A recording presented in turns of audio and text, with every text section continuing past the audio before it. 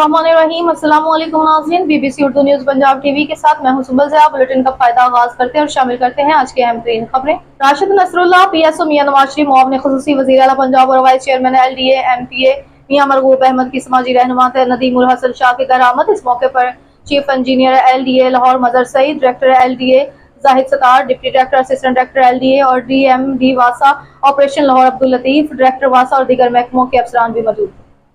Rashid Nasrullah PSO Mian Nawaz Sharif, Mian Marghoob Ahmad MPA vice chairman LDA, Abdul Latif DMD वासा operation Lahore Mazhar Saeed, chief engineer LDA Nadeem ul Hassan Shah के बेटे नूर हसन शाह की सालगिरह का केक भी काटा और मौके पर इन्होंने इलाके में तमीर होने वाले पार्क का विजिट किया। वासा और सफाई से मुतालिक मसाइल का भी जायजा लिया।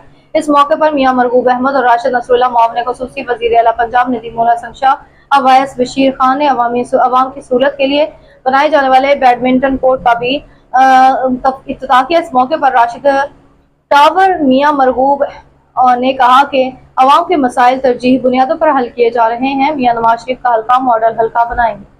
बुलेटिन से फिल वक्त इतना ही। मजीद खबरों और अपडेट्स के लिए देखते रहें BBC Urdu news Punjab TV. अल्लाह निगहबान।